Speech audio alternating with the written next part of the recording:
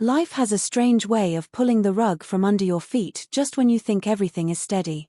My name is Amanda, and I grew up believing that if you worked hard, loved honestly, and stayed loyal, life would reward you with the same. But sometimes, the truth is far from that fairy tale.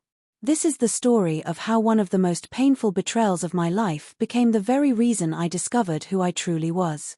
For as long as I could remember, I had been the type of woman who poured her whole heart into everything. Growing up in a small town in Ohio, I carried dreams bigger than the cornfields and quiet streets that raised me. But those dreams got set aside the moment I met Daniel, the man I thought was my forever.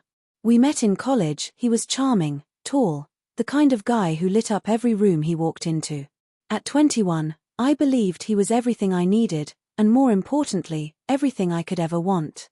We married young, full of blind faith in love and a naive belief that vows meant the same to everyone. At first, everything seemed perfect. We moved into a modest little house, painted the walls together, and spent nights dreaming of the future.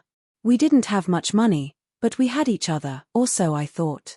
The years went by, and while I devoted myself to building a home, Daniel's ambitions took him further and further away from me. He worked late nights, traveled for business, and always seemed distracted even when he was home. I convinced myself it was just stress, that one day, when things settled, we would get back to the couple we used to be. But that day never came. The first crack in our foundation came one ordinary evening. I found a receipt from a fancy restaurant tucked into the pocket of his jacket. The date on it was the same night he told me he was working late. My stomach twisted as I stared at the handwriting scribbled on the back, just a simple heart drawn in red ink. It was small, but it was enough to send me spiraling into questions I wasn't ready to face. I confronted him gently at first. "Daniel, were you at this restaurant last week?"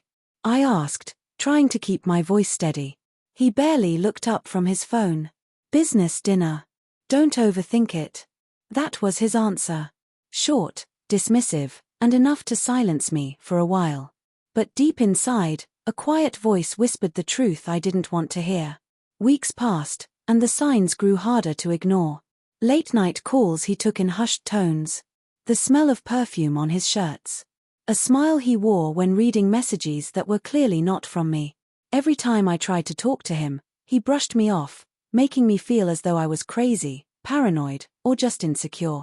I began questioning myself instead of him, a dangerous habit that ate away at my confidence. Then came the day everything shattered. It was a Saturday afternoon, sunny and bright, the kind of day that usually made me want to go for a walk or bake something sweet. Daniel said he was heading out to the office for a few hours, but something in me refused to believe him this time. My hands shook as I decided to follow him, not because I wanted to play detective, but because I desperately needed the truth. I drove a few cars behind him until he pulled into a hotel parking lot. My heart stopped. I watched as he stepped out of the car, smoothed his shirt, and moments later, a woman ran into his arms like they had done this 1,000 times before. My world collapsed in that instant. I sat frozen in my car, tears streaming down my face, unable to breathe. It wasn't just the betrayal of his body, it was the betrayal of his words, his promises, the life we had built together. He had chosen someone else while I had been choosing him every single day. I didn't storm out of the car. I didn't create a scene. Instead, I drove home in silence, every mile heavier than the last. That evening, when he returned, I was waiting. The look on his face when he saw my packed bags said it all. He knew I knew. I didn't need to yell.